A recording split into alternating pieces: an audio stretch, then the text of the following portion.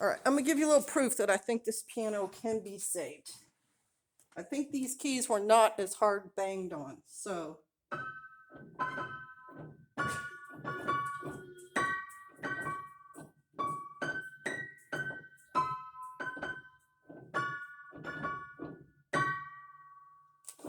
That sounds pretty good to me. And I announced on last night's live stream, which is called, I think, What's Up, that two people called me about coming to look at the piano, do some slight repairs. Both of them said they had experience. One of the gentlemen was super excited about working on an older piano. And so I'm excited about that.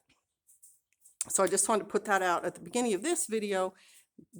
The real message behind this video is what the title talks about, that the North wanted to secede from the Union before the South did.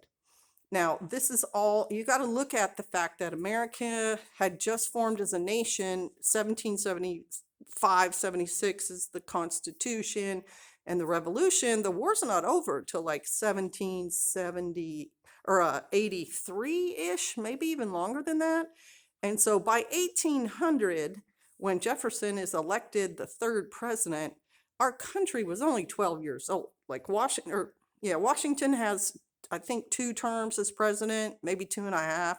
Then Adams is elected. He's the first one elected after George Washington, finishes up whatever service he did and says, "Now I'm done." And Adams was generally what's called a Federalist. So was Alexander Hamilton. And the reason I bring him up is because all of this information is in Hamilton's biography. And Hamilton was absolutely instrumental in forming our government. And he was for a very strong central government. And he was pretty much someone who studied everything when he was doing it. When he did military time in our Continental Army, he studied up on that and on uniforms. And so he studied up on the economy. He studied up on governments. And because he had been an orphan, had come from the Caribbean, he had seen slavery in action and he didn't like it. And he also understood that you need a strong central government for your country to actively get involved in international politics. So he shows up. Long story, he becomes aide-de-camp to George Washington. They are friends. He gets into all sorts of offices and becomes Secretary of Treasury, et cetera, et cetera. So fast forward to Jefferson's now president, and he had been putting himself off as a Republican. And in those days, and still today, a Republican is someone who is strongly for a republic, a group of strong states who band together. And he came from Virginia, so he was, very pro-Virginia when he got up into, national politics. But when he became president, he suddenly started to wield power, and started to do things like make the Louisiana Purchase, which was a big deal for that young government. The government had only been around like 12, 16 years, very young country. And now, they're voting. He decides you're going to spend part of the treasury to double the size of the country. And some people saw that as a threat, mainly the Federalists, because now you're going to have a whole open area where states are going to form, and those states are now going to be able to change the look of the nation, because you start with 13. There's no one who's just a majority. You've got to kind of work with, your fellow state representatives and everything at the national level. And now you're going to double that. And they were also afraid that those states would become slave states and agricultural, which in fact they did. And it's interesting to note because, yes, Thomas Jefferson had slaves, George Washington had slaves. Alexander Hamilton didn't like slavery. He was actually actively working to get rid of it, along with other people in our country. And so he was part of the northeastern states, like New York and Vermont and so on, that were anti-slavery.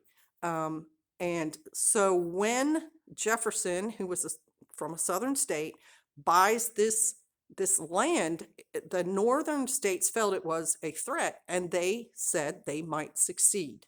And that was in 1800. So their threat to secede came 60 years before the whole slavery, states' rights, federalism, republicanism issues were, they're not more than about 70 years old, and it's not more than about 70 years from when the revolution starts. So the country is still very, very new and going through many, many changes. And that's why we had so much disagreement and so much emotion tied up in all these issues. And succession eventually did happen, as we all know.